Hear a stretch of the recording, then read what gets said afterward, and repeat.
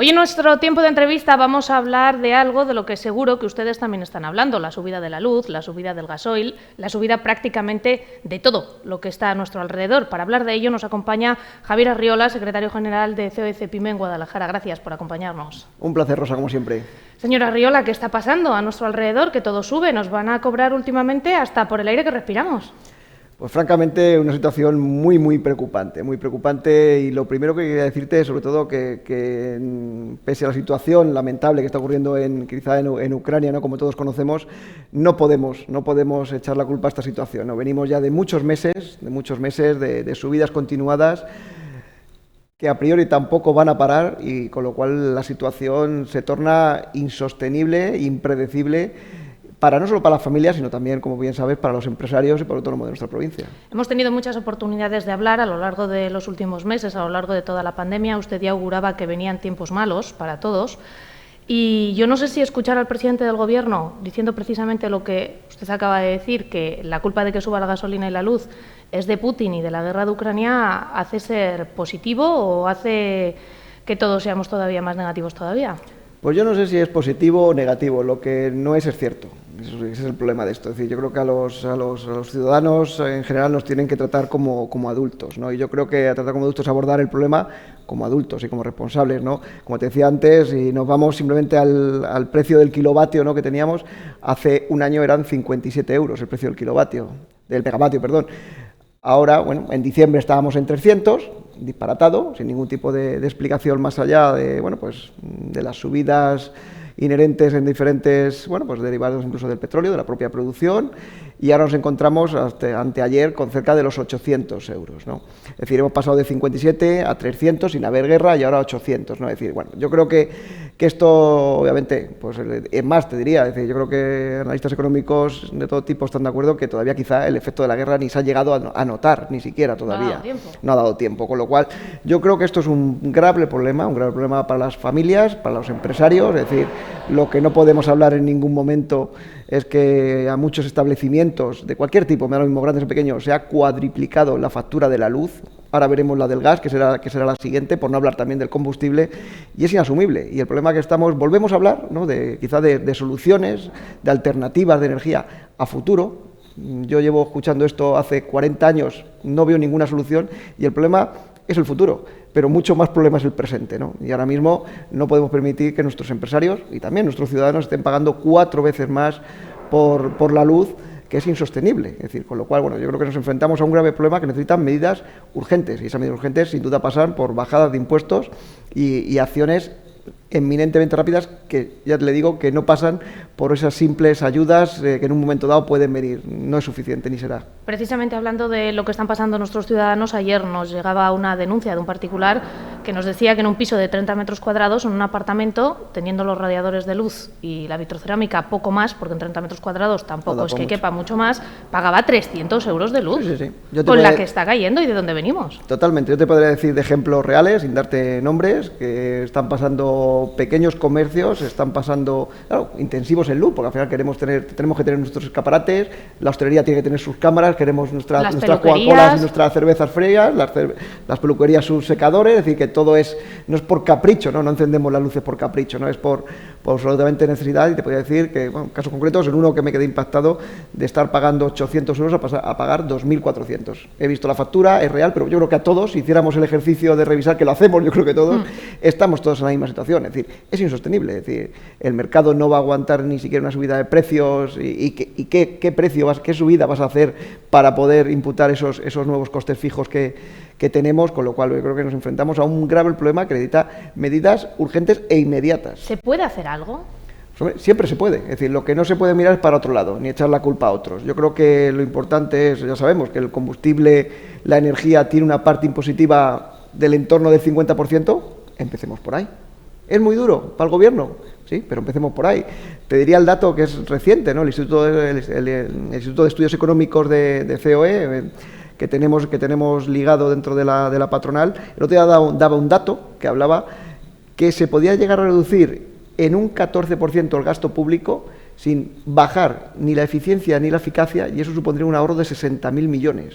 Es decir, lo que siempre hemos reclamado a los empresarios, que seamos productivos, que se mide esa productividad y que se gaste, porque hay que gastar en gasto público de la manera más eficaz y más eficiente. Con lo cual, medidas hay. Lo que no podemos estar ahora hablando es lo que vamos a hacer dentro de 20 años, que hay que hablarlo, pero no es la solución inmediata. Es decir, nuestros empresarios, nuestros autónomos, nuestros emprendedores, ahora mismo cuando lo están pasando mal, con recibos disparatados, fíjate, las empresas propias del transporte, ¿no? Es decir, hasta el último dato que me facilitaban desde la asociación, hablaban de incremento de más del 30% del precio del combustible.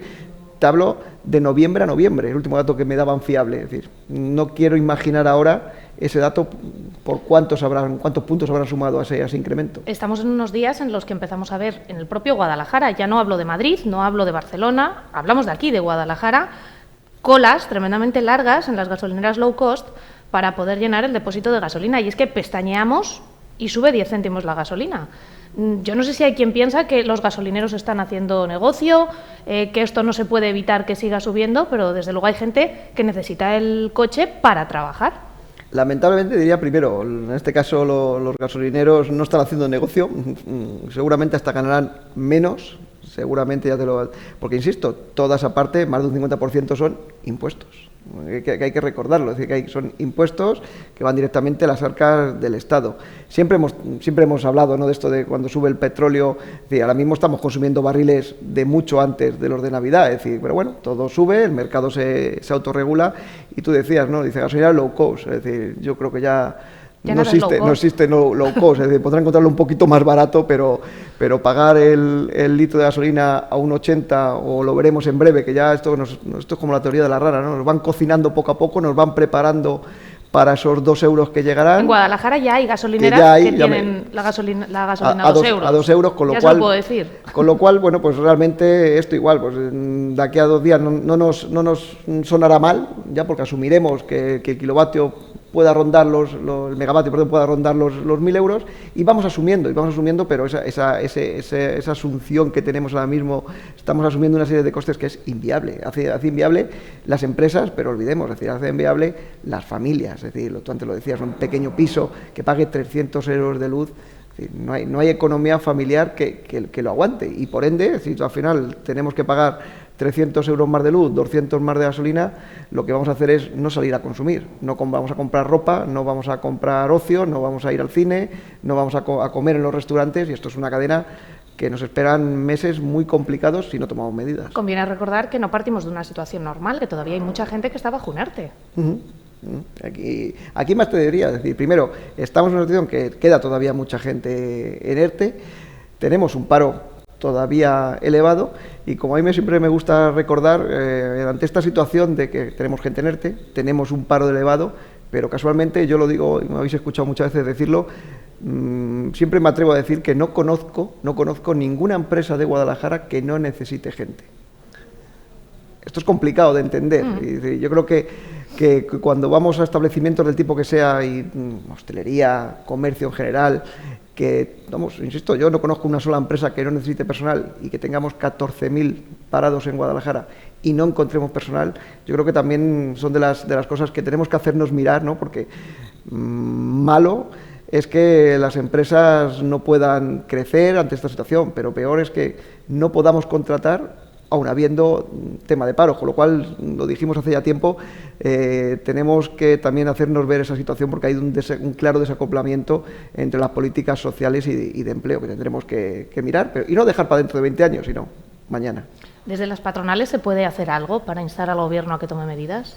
Nosotros hemos trasladado de manera permanente nuestras reivindicaciones, ¿no? Es decir, hay una serie de acuerdos, hay tal, pero insisto, mientras que gobiernos, en este caso de todo tipo, porque esto no es ni de hace 4 años, ni de 8, ni de 10, digamos, las políticas sociales vayan mucho más por la cultura de la subvención, y en muchas ocasiones, lamentablemente, a mí no me sirve, a la patronal no le sirve cuando hablamos incluso de colectivos más o menos marginales. Bueno, porque el hecho de que sean en un momento marginales no significa que no sean recuperables. Vamos a trabajar, vamos a formarles, vamos a integrarles. Tanto hablamos de integración, vamos a integrarles en el mercado laboral, ¿no? Yo creo que tenemos que hacer un trabajo muy intenso entre todos, sin complejos y sin miedo, porque no es normal, insisto, en que con una tasa de paro todavía en Guadalajara, con un dato de 14.000 personas inscritas en el paro, las empresas de Guadalajara tengan dificultades para encontrar trabajadores. Con la que está cayendo, no sé si ha recibido usted en su teléfono móvil una convocatoria de huelga general para el próximo día 13 de marzo, hablando también del día 14 de un paro nacional indefinido del transporte. Sí, son no sé si tiene cierta fiabilidad o no, o es algo que surge. Está ahí esa información. Yo sé que están, bueno, pues están nuevamente en negociaciones, está ahí, todavía no es nada firme, pero insisto, es decir, bueno, pues en todo caso. No sé si lo entiende. Pues bueno, se entiende, es decir, una parte se entiende porque es decir, al final la situación para todos es complicada, ¿no? Con lo cual, bueno, pues vamos a ver cómo evoluciona. Como todavía no hay una información totalmente contrastada, oficial, bueno, pues ya la iremos analizando. Lo que sí es oficial, y antes de despedirnos me gustaría aprovechar su presencia en este plató para preguntarle, usted ya sabe lo que le voy a preguntar, ya sabe que hay anunciada una huelga general del sector de la logística, llevan tiempo enconadas las dos partes, cada uno cuenta su versión, el IPC del 6%, el IPC del 3%, ¿qué tiene que decir la patronal que se ha mantenido hasta ahora en un discreto segundo plano? Bueno, decirte, primero, yo sigo pensando que como lo hemos hecho siempre, tenemos que llegar a un entendimiento y a un acuerdo. Eso es lo primero. Yo creo que nos jugamos mucho, es decir, como provincia, es un sector clave, y yo creo que bueno, todavía queda tiempo para esa convocatoria, es decir, para ese paro convocado para los días 5, 6 y 7 en primera instancia, después probablemente pueda ser indefinida, así lo dicen. Yo creo que queda todavía mucho margen, es decir, está claro que aquí hay una disputa conocida por todos, ¿no? Que si IPC real, IPC medio. Bueno, yo, gracias a Dios, aunque estoy obviamente detrás de toda la negociación, pero no estoy en la mesa de negociadora, bueno, pues obviamente está ese famoso 6,5 del IPC real de diciembre, pero históricamente, de siempre, el IPC real se hace efecto al IPC medio. El IPC medio es el que marca realmente la tendencia de ese año. El año 2021 acabó con un IPC medio del 3,1 y ese IPC medio es el que se aplica en cualquier actualización de renta de cualquier tipo. Entonces, independientemente de las interpretaciones, que pues, son válidas las dos, yo no seré quien diga cuál es mejor o cuál es peor, porque nosotros tenemos nuestra posición. Yo creo que hay un margen grande y amplio de llegar a acuerdos. No podemos permitir una huelga que afecta a más de 25.000 personas, más trabajadores indirectos.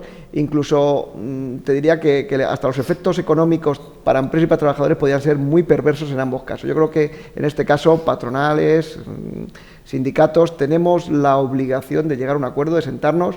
La semana pasada hubo ya una propuesta de mediación del 5%, le tengo que decir, y lo he trasladado, que yo creo que era una gran propuesta, que por diferentes circunstancias, no me voy a meter en eso, no se llegó a coger. Yo creo que hay margen. Yo creo que lo que no podemos hacer así es, yo siempre digo que los acuerdos tienen que perder las dos partes. Entonces yo creo que aquí tenemos que perder las dos partes, de una forma o de otra. No sé si será el 3,1, el 6,5, el 5, pagarlo a un mes, a un año, a 10 años, bocadillo va, bocadillo viene, 15 minutos, no lo sé. Yo creo que hay margen. Hay también que negociar texto. Es un texto que en alguna información he leído, ¿no? que decían que nos habíamos negado a negociar texto. Es decir, no es el caso, con lo cual yo creo que, insisto, hay margen, yo creo que hay responsabilidad por ambas partes y confío, espero y deseo, pero bueno, nunca se sabrá, que finalmente no lleguemos a la huelga, porque además, ¿no? Esa huelga yo creo que equivocadamente pues se hace coincidir con un gran evento que será para nuestra provincia, como es esa Feria de la Logística, y yo creo que entre todos tenemos que sumar, no podemos restar, y yo insisto, para mí el mensaje es positivo, de que estoy seguro que tenemos que llegar a un acuerdo, porque debemos llevar a un acuerdo. Esperemos que sea así. Javier Arriola, secretario general de CBC Pyme Guadalajara, muchísimas gracias, como siempre, por acompañarnos. Seguiremos hablando de asuntos económicos. Esperemos que algún día hablemos de buenas noticias. Seguro que sí. Muchas gracias, Rosa. Gracias. Nosotros vamos a seguir repasando otros asuntos de interés de esta jornada.